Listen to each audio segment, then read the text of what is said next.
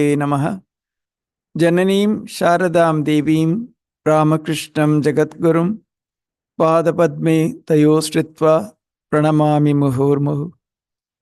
Namasri Yatirajaya Vivekananda Surye Satchit Sukasvarupaya Swamine Tapaharani. We are embarking a journey on extremely difficult terrain, you might say. This meditation is something very mysterious for most, although a large number of people try to meditate. So today we will try to understand it in a little depth, so to say. Let's think deeply what this is all about. Then, of course, finally, what we might do as guided meditation is our own practice, which is generally followed in the Ramakrishna order. It's a kind of combination of several things.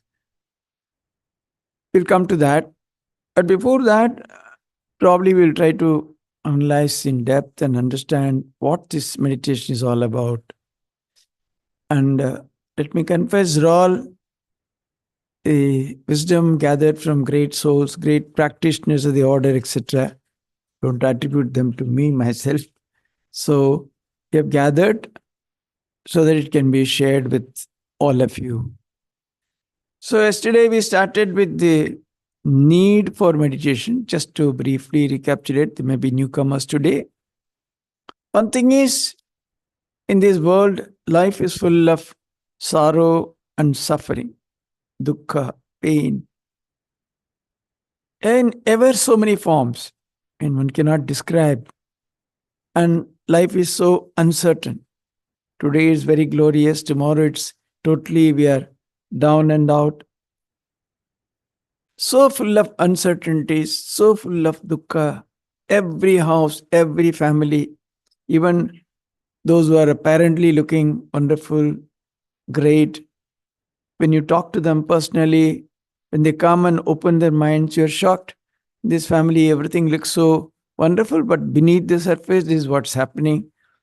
Because that is the very nature of this world. Thakur says somewhere, if only the world is true, I would have covered Kamarpukur with gold. Kamarpukur jagat jodi satta hota, ami Kamarpukur sona diye mure deta. That was what he said. So, the only way, it seems, to overcome all this is to understand our real nature and establish a contact with the ultimate. And that is done through meditation. That's why meditation is so important. And then the another aspect is, there is an inherent, inborn tendency in all of us to move or go towards our real nature. What exactly in meditation? We really discover who we are. It's an understanding or it's a great awareness about our real nature as to who we are. So knowingly or unknowingly, there is a tendency to go towards that state in each and every one of the individuals. So in that sense also, meditation is something very essential, and perhaps it's something which is resorted to. In that sense, some know, many do not know, but then this is the underlying idea of the need for meditation. Now, when we talk of meditation, when we begin the process, because meditation is really, in its true sense, it's not a process, it's not a ritual, it's not something one has to reach, it's not something one has to be attained, it's not something one has to be grasped and so on. It's something which really cannot be described in words. True meditation, dhyana, is a state of awareness, true awareness. But all that we do, all that we attempt, all aids or preliminary steps, all that leading to that ultimate culmination, namely that supreme state of awareness, bliss, whatever it is. So how do we begin this process of meditation? When we sit, it is through the process of thinking. Because mind is the best instrument which Prakriti or God has given us. And through that only, we are trying to reach that highest state, which in one sense is described as even beyond mind, beyond everything. But we have to approach it through mind. And when we do that, the process really begins with the idea of thoughts. So, what is the real difference between thinking and meditation? So, as we think, at one point of time, if you are only at the level of mere thinking, we will never ever reach the state of meditation. At some point of time, we really cross over to a new level of consciousness. Then only one can really progress in the idea or in the aspect in the search for meditation. We begin at the level of thinking. If we do it with certain conditionalities, with certain approach, with certain parameters and so on, at some stage, we transcend that mere thinking and go and cross over to a new level of consciousness. And that is where we are slowly in the domain of real meditation, you might say. So this is, they say, all the great souls and others, they say, this is not a conscious effort or a process. You cannot make a conscious effort at that. Whatever you might do is not exactly that, but then at one point of time, it happens. So it's not exactly, it's like not that today I'm doing 5,000 japa, 10,000 japa, whatever it is, I'm doing puja. So there's nothing like at the highest level, when you really go to that state of meditative awareness, it is not a conscious effort. That's one thing you must remember. At the same time, we are all, in a sense, definitely already in that. That's our real nature. There's so many others, the Vedanta thoughts, Vedantic thoughts, the Vedantic, etc. It's if it is our real nature, it is not something which we have to get separately, is it not? If we say that it's our real nature, so that means so in that sense also, it is not something which is to be consciously obtained separately. It's already there. You are that. At some point of time, under certain circumstances, this awareness, just like that flowers, it comes up. Then you go to a different level of existence, so to say. So it's not a conscious effort, and it's really our own inherent nature is already there. Supposing you picture a huge ocean, there are innumerable waves. And then, there is beneath that, at the surface level, it's full of disturbance, waves coming, dashing, crashing, and so on and so forth. Below that, at deeper levels, the deeper you go, there are hundreds and hundreds of feet of absolutely calm waters and so on and so forth. And you go beyond that. So in the same way, what we observe is only the surface mind that is full of all this, the restlessness, problems, thoughts, purity, impurity, fear, this, that, everything. When you go deep below, there are levels of mind where it's far superior, it's far beyond all that.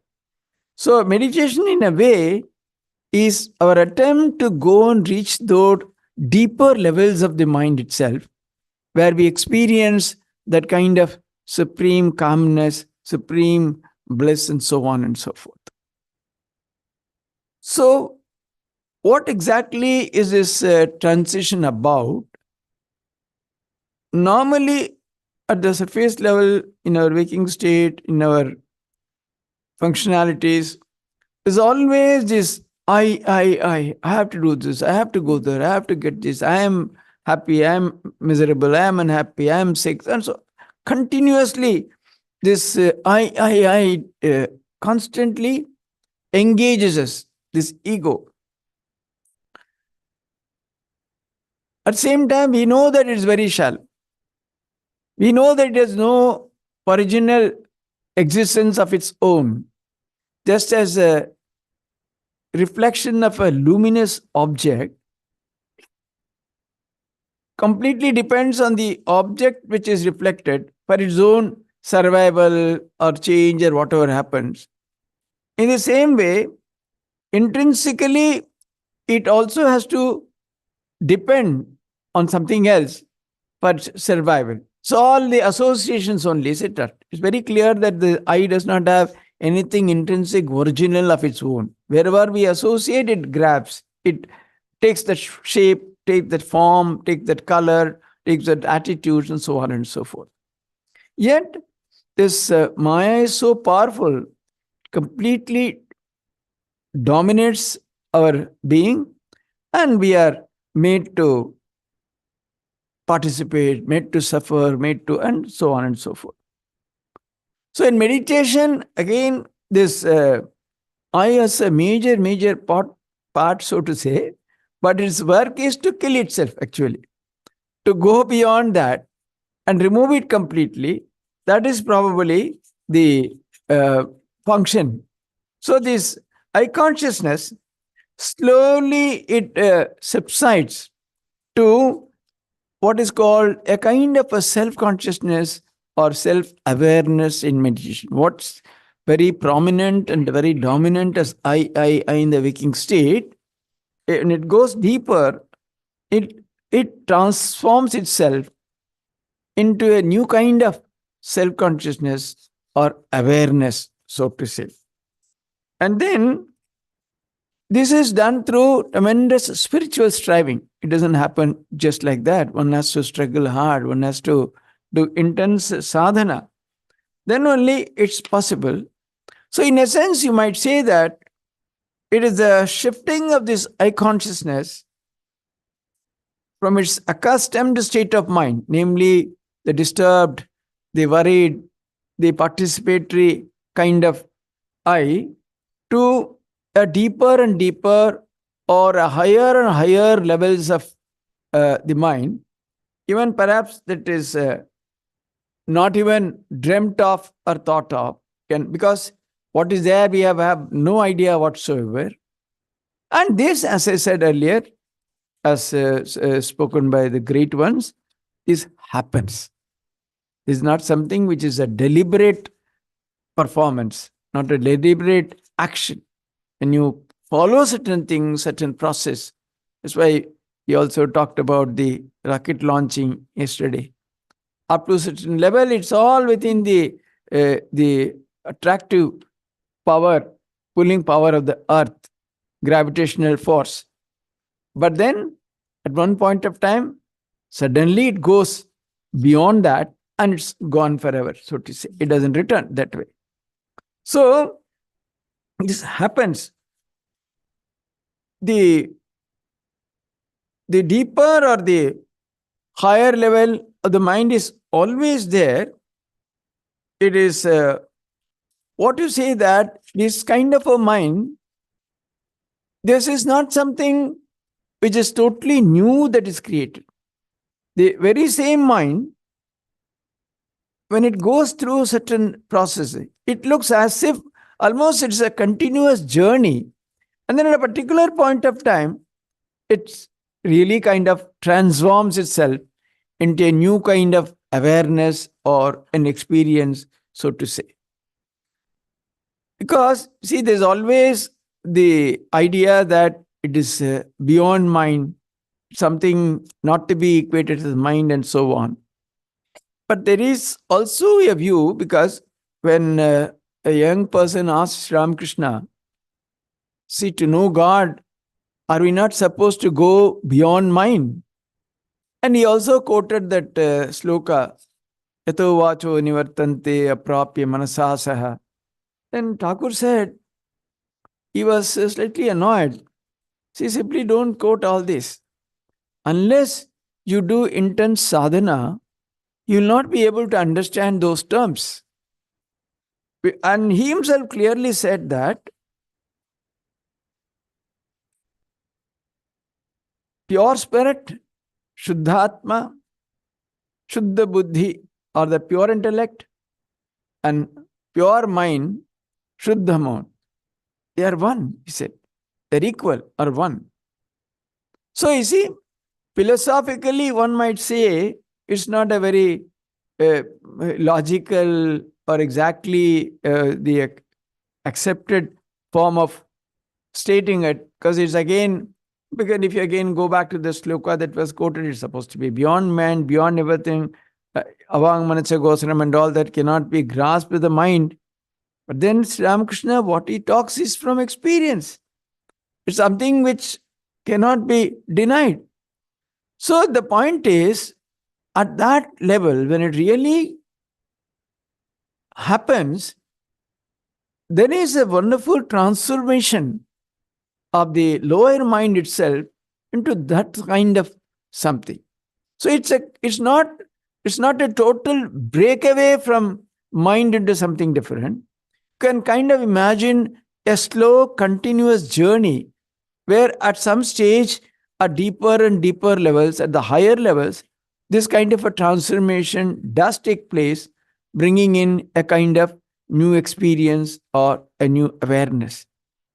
Somebody, it seems, asked Swami Brahmananji, because he was known for his ecstatic states of experience, going into samadhi and all that repeatedly. So it seems they said that, is there any mind at the level of the highest samadhi, of the experience? So it seems Maharaj said that, yes, probably something must be there. Otherwise, how that immense joy and God's vision, how can it be enjoyed? So, otherwise it's very, because these are all domains about which we have very little knowledge. So it's all a kind of guesswork, various views and so on and so forth. See, because otherwise, even if you say that Thakur's own experience, he goes into the highest states of non-dual consciousness every now and then. Is going into samadhi, and it's a kind of a daily occurrence. But how he would come down? Oh, I'll take a glass of water. I will have a sandesh. I will have some sweet meat. So if it had completely gone beyond, how does it happen? So maybe a fraction or something of that is retained, of that mind. With that, it is possible to again latch onto that kind of a vritti and come back, probably. So there is a tremendous merit in this thing when Maharaj also said that maybe there is some trace of that is there, so that the extraordinary experience is enjoyed that way. So what really means is, it's a kind of a continuous journey going into deeper and deeper levels. And at some point, this transcendence, the complete transition occurs, giving a new experience of that. So actually it is, the philosophy might argue, put it one way, that is fine. But the experience quite often might also give you glimpses of something different, and that cannot be ignored. So it is actually it's kind of a journey from gross to the subtle.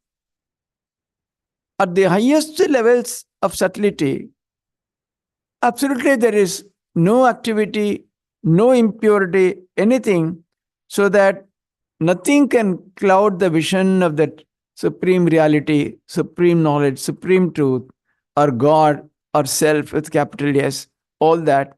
So at that level, that is how it is talked of.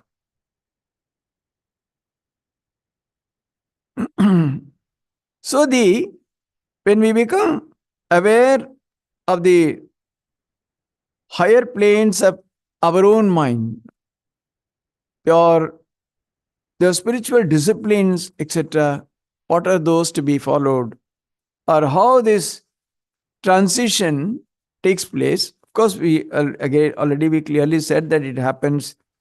It just happens. Again, it's very difficult to explain, because how does it really break free from that level, which is next to impossible to break free? So even in the Advaita text, for example, the I think probably some Avadhuta Gita, it begins, Ishvaranugrahat eva pumsam Vedanta vasana. The text is completely going to deny everything and talk about the highest non-dual experience. Begins with the sloka, only by the grace of God, people get this desire for the experience of the highest Vedantic truths. Vedanta Vasana, it's possible only through the grace of God. So something operates. The best thing is to believe that it is the grace of superior power or God. Through that kind of a transcendental experience where the just the shift, the point of break, it's very difficult to imagine how it happens. Probably that is how it takes place. So then, if you go deeper into this idea of thinking itself, what is this thought? Thought actually, in a sense, you can say it kills everything. Because when you talk of ideas, thoughts lead to ideas. When you think of a flower, the real flower is already gone. It never gives you the feeling of that reality. It's only an idea about the flower.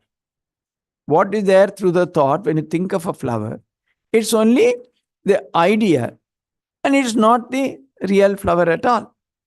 Similarly, when you think of God, when you think of Christ, when you think of Krishna, when you think of Thakur, so they're all mere ideas, far removed from that reality of what it is.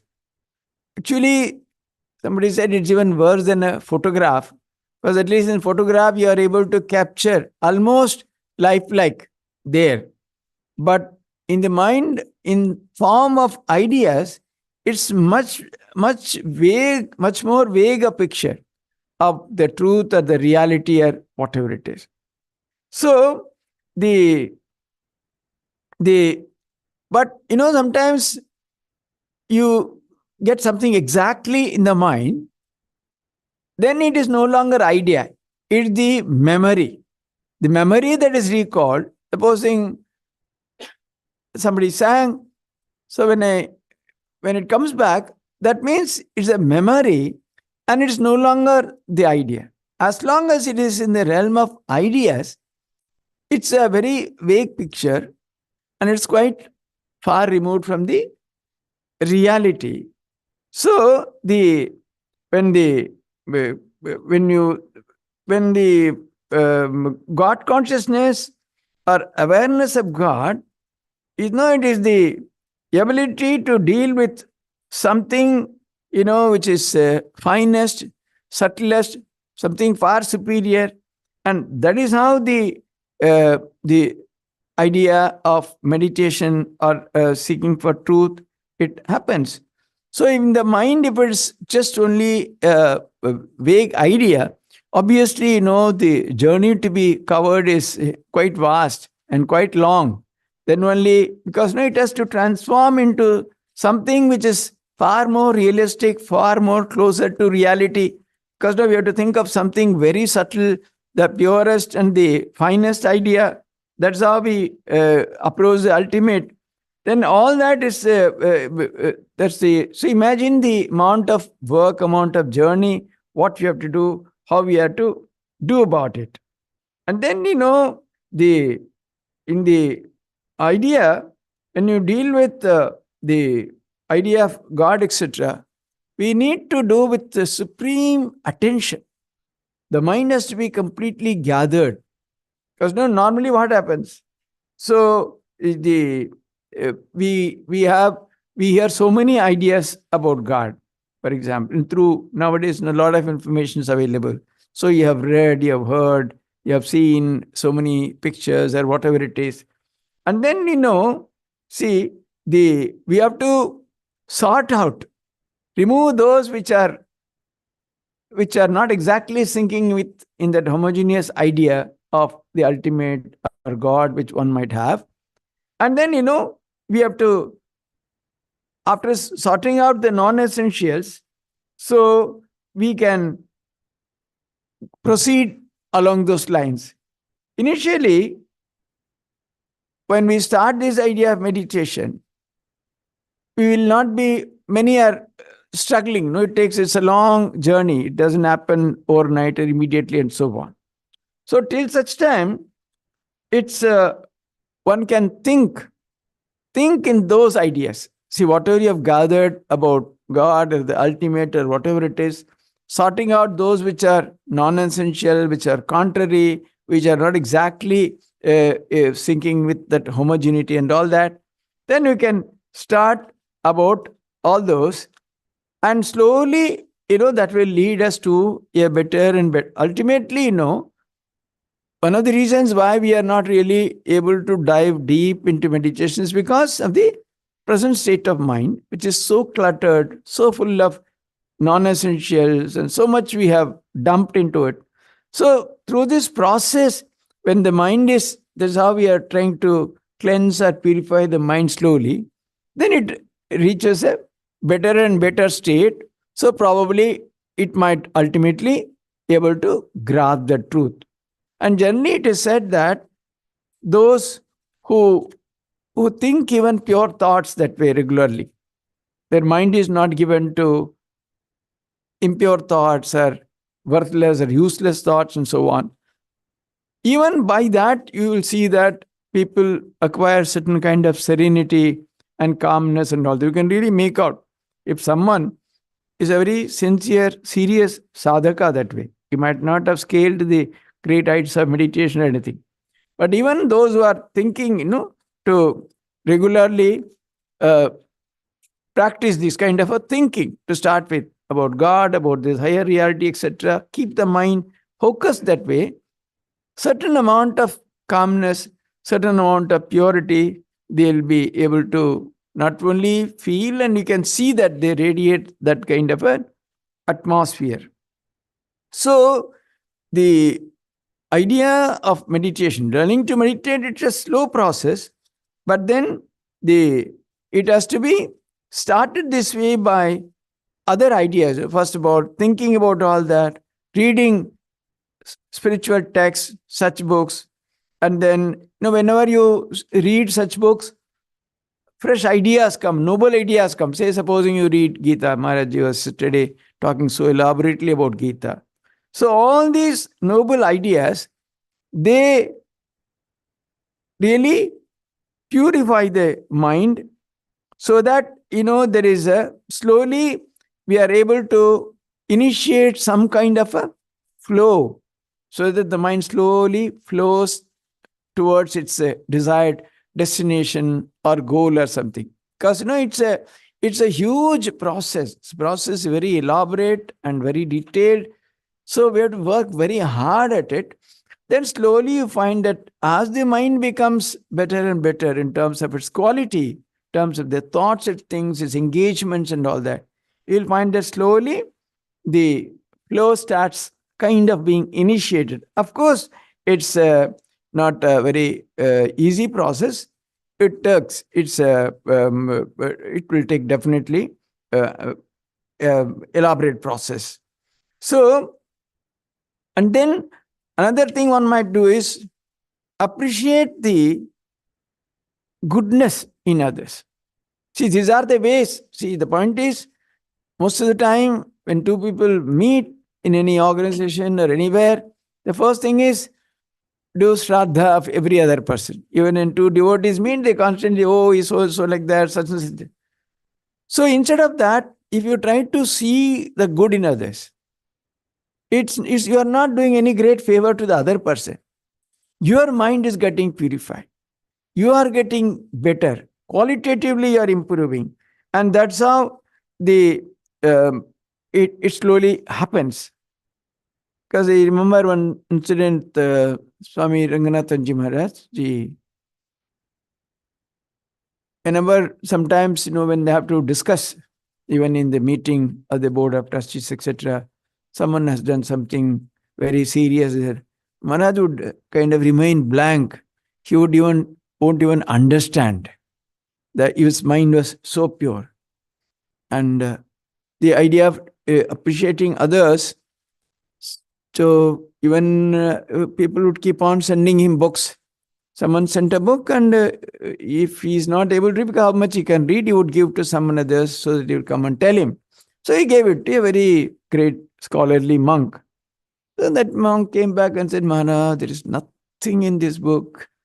It's nothing, not even one idea, one good idea. Maharaj would not accept at all. So he's just seeing good in others. So much has gone into him that just it's not possible. Transformation is possible. Change is possible. No one can be like that. See, somebody came and told him, this in Bihar, so much of corruption. He said, why? Is it so? Give one set of complete works to Lalu Prasad Yadav. He made that Swami go and give it to him. And not only that, in one function, because he was not the chief minister, they had invited the chief minister. His wife was the chief minister, technically. So we invite only the officials, we don't need party. But he came on his own and he spoke beautifully on Swamiji. So, the idea of thinking good about others, speaking good about others, there's another, see, ultimately, the processing of the mind, so to say, and making it fit for meditation and taking it slowly to evolve it to a state of meditation. All these are all efforts in that direction. As I said, the reading of scriptures. So Thakur also so much talks about satsanga, the company of the holy. Why? Quite often, many of us left to ourselves, supposing many of you are here. Imagine what you would have done had you stayed back. Maybe you will watching TV or answering your mobile or Instagram or somewhere, or this or that, or maybe some fight in the house. But instead of that, 1.5 hours, 2 hours, this is a kind of mind culture. So that, the mind is slowly getting prepared for something. So reading scriptures, company of the holy, etc. And also thinking good of others, talking about all that. So, as I said, this transition for it to happen, it's not possible for us to just do it by ourselves that way. And also, we cannot kind of even attempt this kind of meditation or something for 24 hours, all the time. There's a limitation, physical limitation. You can increase slowly, but then there are difficulties. So, the idea of thinking about God is not meditation, but thinking about the qualities, the gunas, the great virtues, whatever God is all about, whatever we have gathered, all that slowly prepares the mind. So this kind of thinking really precedes the ultimate meditation. And this is how slowly, this is kind of transforms itself in the process into some kind of a devotion. Even the great Shankara called this, even the trying to know about the highest nature of oneself, that's also, he says, is bhakti. Satsarupa anusandhanam bhaktirita bhidiyate. The trying to know about the search for the one's real nature, swarupa, that he calls as devotion. I mean, anything done with such intensity, with earning, with longing, maybe for a personal God, maybe for an impersonal absolute, maybe for the ultimate truth. All that come under the kind of uh, definition called earning. To be, the mind should be saturated with that kind of higher thoughts. And slowly that transforms into devotion, and then it grows. Along with that, the idea, the God is eternal, God is infinite. There is no limitation to God. All those kinds of things, the mind should be suffused with these kinds of attitude, so that, it really develops in that direction. See, normally, in the mind, two ideas can't exist at the same time. Supposing you think about uh, a horse, the idea of dog will not be there. But you can have a picture, image, where somewhere horses and dogs are together. So then that's not an idea, that's a image, that's a remembrance. So you must clearly remember this distinction. So that way, if you, all the ideas of God, where the oppose his nature of, infinite being, is extraordinary grace, love, peace, bliss, everything, all those, if they are removed, if they are not there, when you think of God in that positive way, or the ultimate in that way, the reality, then the opposite ideas will not be there at all, because they don't coexist. You cannot simultaneously have the idea of God as finite and God as infinite. So, if you culture the mind, culture the idea of thinking that way, that these are the things, then all the other the negativities, the all that go. And no, this is the idea of a kind of, what you call as transcending and then raising above, and forgetting and ignoring the limitedness or the other negative ideas, etc., etc. And that is that's how the growth can happen. So when more and more this kind of, immersing oneself in those kinds of ideas, that type of thing, when it happens, and then we are slowly, approaching the kind of transformation that was envisioned earlier. Although the exact moment when it happens, how it happens, they are all very difficult to predict. No one can say also. So the slowly, when you more and more you fill the mind with these kinds of things, then there is a great idea of attraction and longing for God, etc. They start developing. See, the mind is Ramakrishna also says always, it's like a pure white cloth. Whichever way you dip it, it takes that color. So the more and more, if you feed the mind with only those kinds of ideas, those thoughts, then slowly the process of the attraction, deep attraction, longing, etc., they all start flowering or developing in the mind. So one should be very carefully avoid all the opposite ideas, negative ideas, etc., etc., etc. So and one can also uh, it needs very intense, serious spiritual practice. This type of the type of awakening that we are aiming for, a true state of meditative awareness. For that, one has to lead a very intense spiritual life. Otherwise, the life itself is kind of different. See, if normally what we do, what exactly is the problem with us? Then we come and we attend a nice retreat, etc., etc., and go back, do something diametrically opposite. So it completely takes away from the mind all that you gathered. See, that way. I mean, this is very, very serious business. You have to clearly understand. Otherwise, it's possible. To Maharaj also, our Siddhanta also talked about, devotion gives you a lot of concession. You can be devoted to God, come offer flowers, offer offerings, sweets, etc. to Thakur, and go back and do your own business. Of course, there are also at least a minimum level of morality, ethical life, etc. is very necessary. But without being intensely spiritual, it can be, it's possible to be devotional to some extent. You can have love of God. That's what most of our devotees, most of us, why devotees, we all mostly belong to that category. But what this is talked about, the true state of meditative awareness, to reach that, one has to live a very intense life. It demands very serious practice. Not only that, we must completely avoid the other type of company. You cannot simply mix with, you will, the more and more you progress in that direction, more and more you spend time, more and more you become a loner. Spiritual journey is a loner's journey. There is no company there.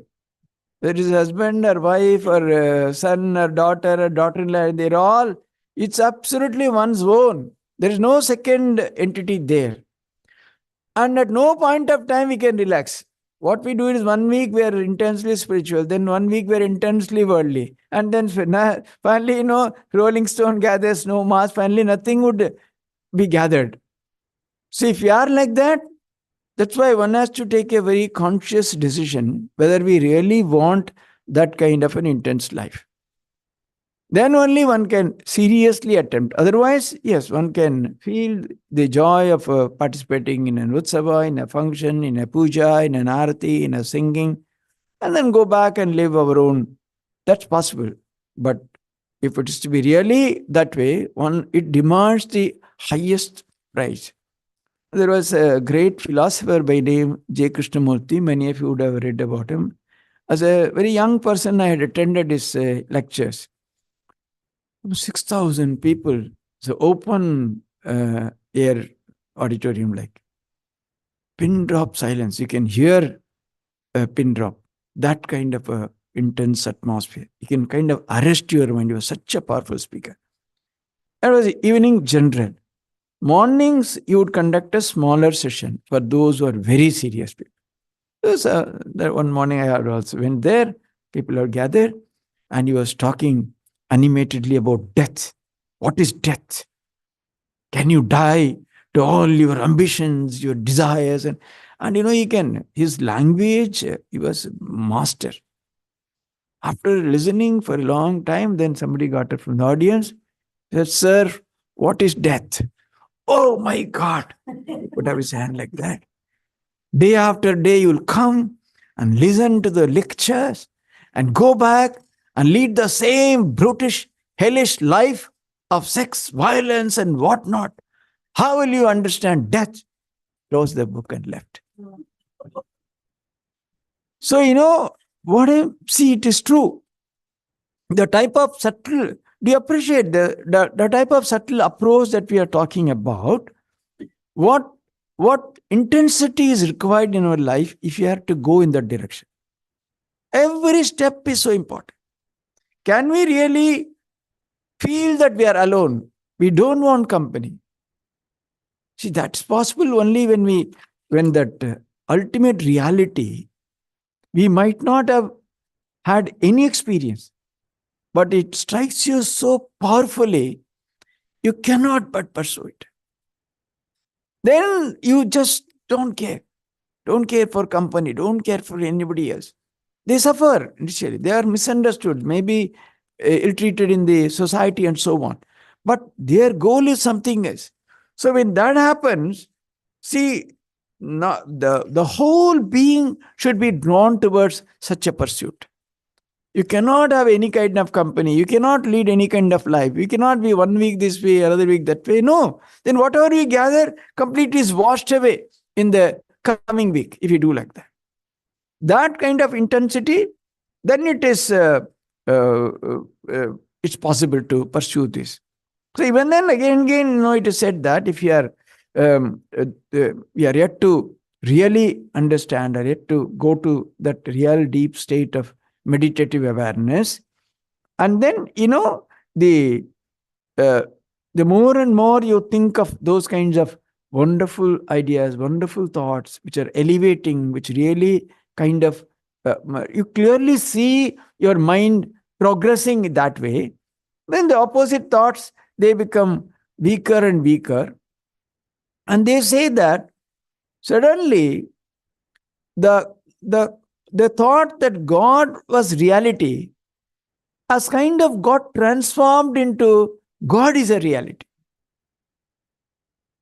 That is a transition that is spoken of, and that happens. It's not induced, it is not an action, it is not obtained.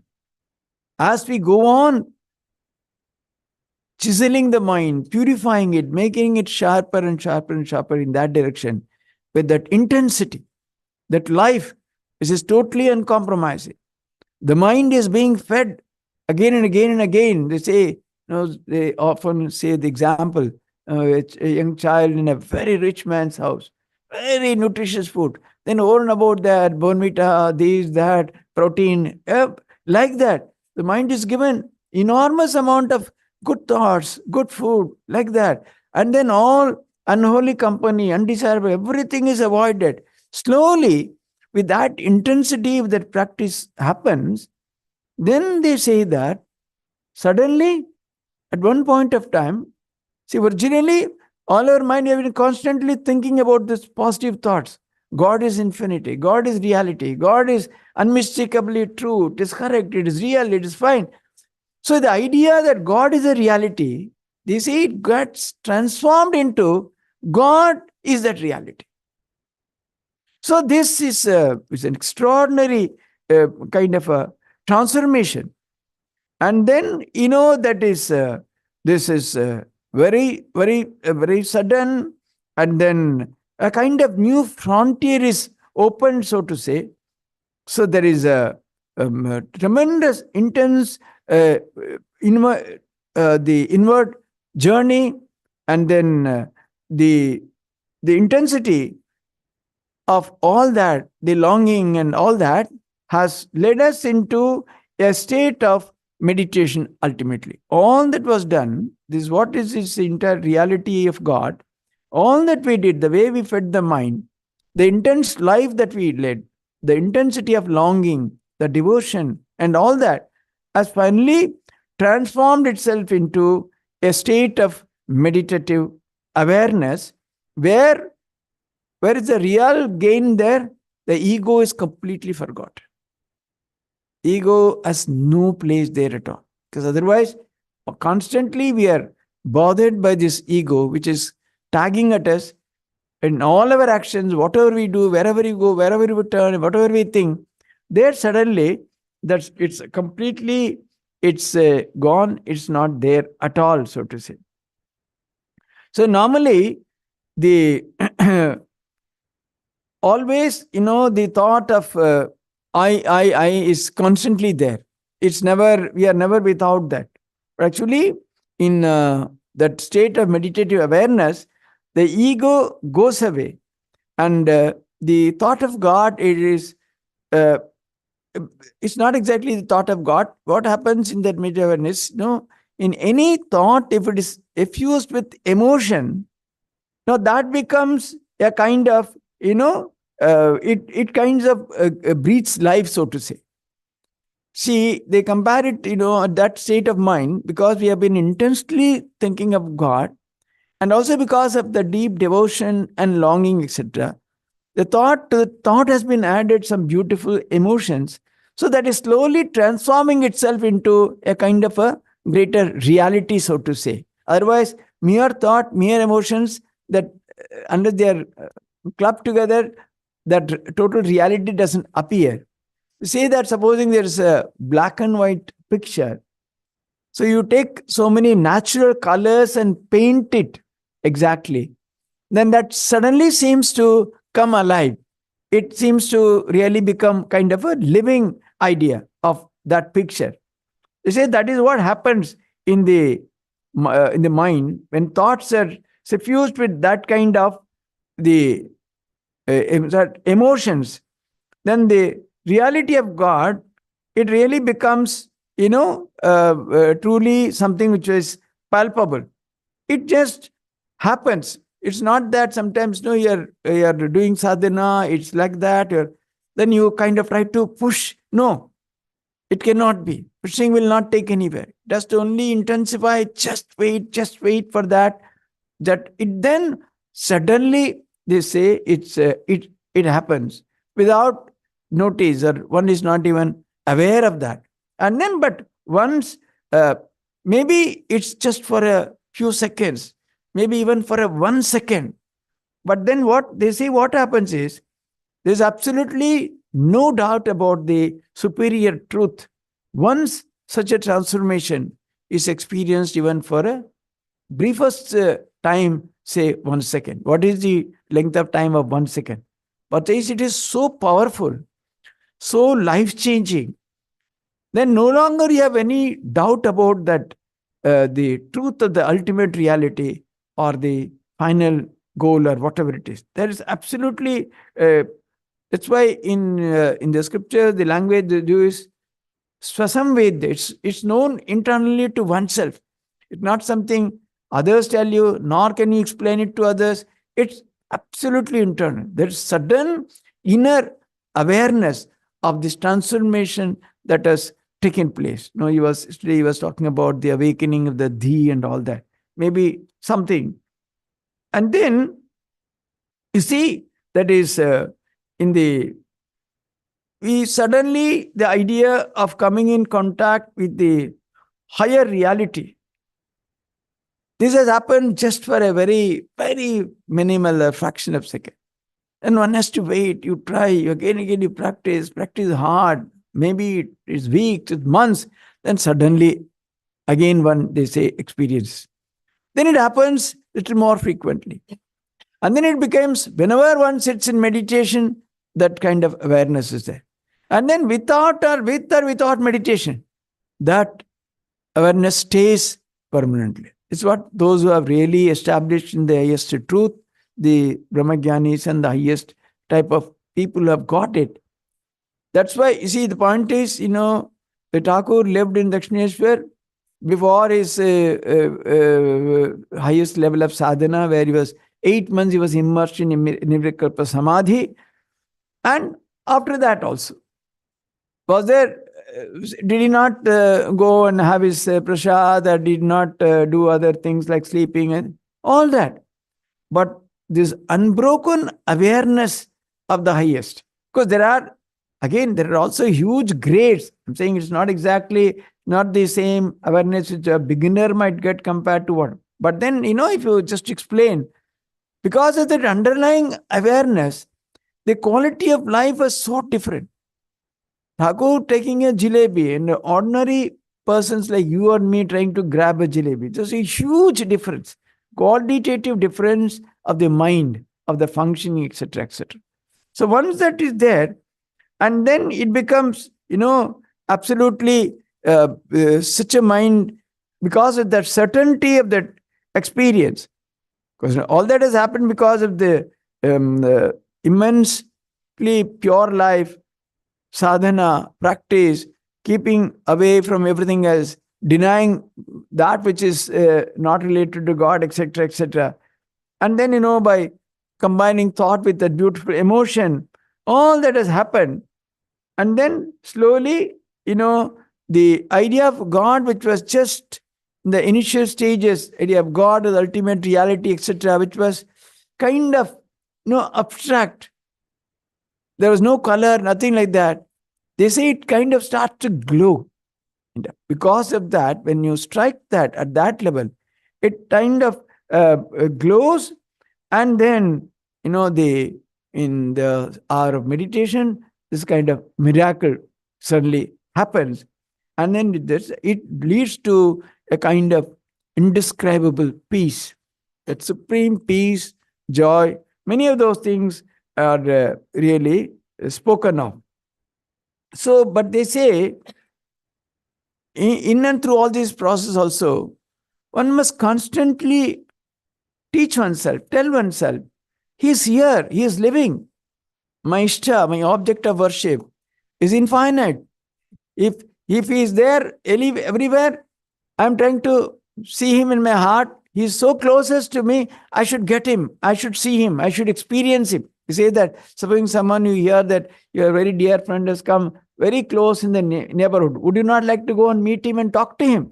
The same way, he is my dear and near. I will approach him. I must see him. I must talk to him.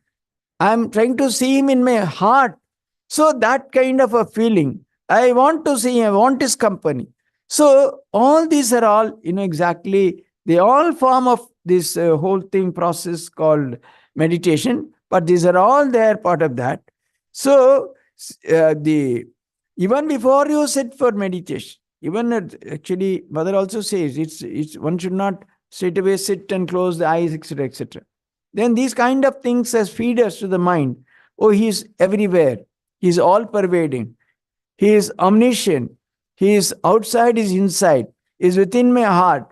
So that kind of a feeling when it sinks in, then it's like if you imagine a picture of water which is in the water, in a picture which is full of water is in water. Outside, inside, they're all water only. The same way, God is here, there, everywhere, outside, inside, is within me.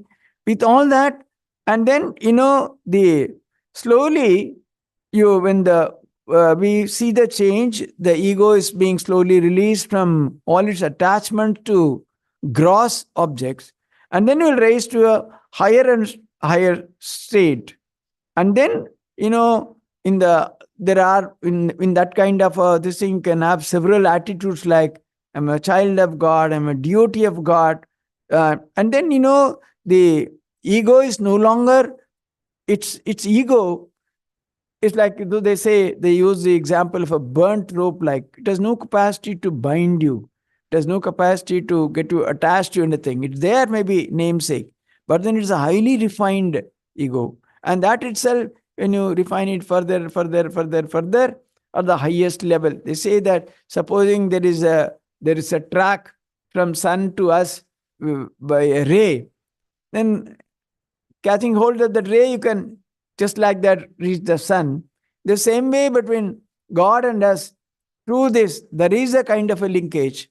And through all this, it's possible to go and finally reach that highest level also. Of course, these are all very extremely difficult and complicated texts that way, the process and all that. Of course, Sri Ramakrishna, Mother and Swamiji, they have really given us very wonderful ideas. That's why the idea of meditation in our tradition, etc. is, see, they know our limitations. See, this kind of the strict discipline, the intensity that is talked about, it's very difficult for a majority of people to attempt even. So that's why if you see in this Ramakrishna Vivekananda tradition, there is a beautiful a kind of a mingling of several traditions, several ideas. Even if you see in the Leela Prasanga, Thakur's idea of Vedanta sadhana. Vedanta sadhana does not speak of samadhi or this and all that. So they only, vichara is the only process. But there clearly, nirvikam samadhi, all that are all discussed. So Thakur Man Swamiji, they have come to give us in this new age. That's one of the great purposes in Avatara. Not only that, to leave behind an extremely adorable form. See, supposing you want to think of God, you want to meditate, all that is spoken about. So we can't think about it in an abstract way. Oh God, he has all qualities, all these things, he infinite. Those things don't mean anything at all. But supposing you say Sri Ramakrishna, and the qualities. All is, Maharaj also probably yesterday talked and told you about this Leela Chintan. So all that qualities, it's easier to practice this having Sri Ramakrishna as the center. So that idea, because all those qualities, that purity, that extraordinary compassion, feeling for others, the desirelessness, the absolute level of the highest mind, everything is there. So with that approach, it's possible to take our mind to a higher and higher level in a much easier way. So somewhere, Sri Ramakrishna once said that those for whom this is the last birth, they will come here. He used to say said those whom is the last birth, they will come here. So much later on also, so many people asked Mahapurush Maharaj, what did he mean Many of us, we were not born at that time. We did not have the occasion to meet Sri Ramakrishna. And something like that, Mahaprabhu also explained. Those who have the tremendous faith in that idea, what Sri Ramakrishna stood for, those who are ready to accept him as the incarnation, those who really believe that they can work so as to end their journey of cycle of death and birth that way. If you really believe it's possible, then you have coming to Sri Ramakrishna is not just physically coming. Coming to Sri Ramakrishna is, accepting all those, the ideals that he stood for, the extraordinary life that he lived, the ideal he left behind. If all that can be taken, and if that's absolutely fine, then obviously you have come.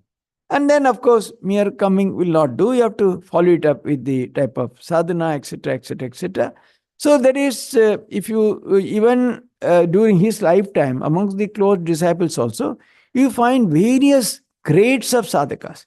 Not all were those who had attained Nirvikalpa Samadhi. There were people downright a kind of worldly attitude people also. Someone on the Kalpataru day, someone desired for wealth. He also got it. So that way, again, he clearly shows that there is place for every kind of an aspirant. If you accept this idea. So it's why the avatara, one of the ideas of the Advent and avatara, one thing is to leave behind a wonderfully adorable form and show a new path for the salvation or reaching the highest goal of life suited to the times. Thakur himself says that in Kali Yuga it's not possible. That kind of austerity which the rishis and munis of the ancient time did. So here, he says so many, the mixture and that old Kaviraji, Oshad will not work and all that. So many examples he has given. So that is, that way you accept. Not even, so again, accepting Sri Ramakrishna also has several dimensions. It's not just only the anthropomorphic form of Sri Ramakrishna. It's not only just the life and lessons and as a personality in a limited way, that's also. But Sri Ramakrishna as an universal principle, as a guide for a spiritual light, for spiritual evolution. It's why people from other faiths also can accept. So there is no contradiction or conflict. So Sri Ramakrishna is the pointer, showing you the highest evolution, having your own idea, which also, everything is possible. So it's all very totally different topics, would require a lot of time. So the idea is, having come here and understanding some of this, the real thing is not to start the journey. Let us begin the journey. When we will reach, where we will reach, it's all, as you say, Ishvaranugrahat eva. But let us begin the journey in all earnestness, keeping Sri Ramakrishna as the ideal. Sri Ramakrishna need not even be exactly the Ishta. Because if you accept him as Ishta and Bhagavan and God and Avatar, your path becomes even easier. Even otherwise, even, of course, Maharaj is quoting both Narada Bhagavan, Mahat Sangastu. How do you get the grace of God? By the company of the extraordinary. So in that sense, so Swamiji, after he came away from the Pahari Baba, there's another great incident. Then he writes, call him anything, need not accept him as an avatar. Where have you seen the extraordinary, that purity, that tyaga, and the desirelessness, that God consciousness, that longing for God? So, those things can easily be absorbed and accommodated into our spiritual scheme of things. And that would make our spiritual life really vibrating, powerful. So we can begin the journey, and through much more than our own striving, through the grace of God, through the grace of Thakur Mahan Swamiji, definitely we should. Ramakrishna says somewhere, he prays to the mother, Mother, they're all coming. Give them something. Otherwise, how will they have faith in this? So, if you are very sincere, he has already prayed for those who have come. Definitely, you will have something so as to sustain your faith. So, with that, let us see. It's very important to take to spiritual life with certain amount of seriousness and really be a sadhaka. Then only the idea, the advent of this extraordinary revelation to humanity called Sri Ramakrishna would become purposeful and meaningful. See, that's why when you compare with so many other avatars, in the life of Rama and Krishna and all that, quite often we compare. In the life of Ramchandra, there is not one word about his sadhana or anything. Sri Krishna, it is all miracles right from birth. Ramakrishna is one where clearly such detailed description about his own intense sadhana, how he suffered, what all he did. So that way, it's far more easier for us to align to that idea, to that practice, to that truth. And he himself says, whatever you do a fraction of what I did. That's enough. That would, so let us begin that journey in that real earnestness so that we can really reap the real benefit of the human birth. As Vivek Charman said, na manushyatva mumukshutva mahapurusha sangshraya. So only because of extraordinary grace of God, these three things, durlabham trayme vaita, devanugraha hetukam. They're all possible only through the grace of God. The human birth and the desire for liberation and the company of the holy. Fortunately, definitely you have got human birth and company of the extraordinary holy. Even Sri Ramakrishna, if you are not considering anything else, that extraordinary holiness. And then if you have a little desire to be free from this bondage, definitely it will be possible for us to at least begin this journey in all seriousness. Sri Ramakrishna Paramastu. That guided meditation for about 20 minutes. 25. Half an hour? Half an hour. But for online audience. Yeah. Now we'll have Arati. Then after that, we'll have about half an hour of guided meditation. And then maybe question answers after that. You can also join, can rejoin online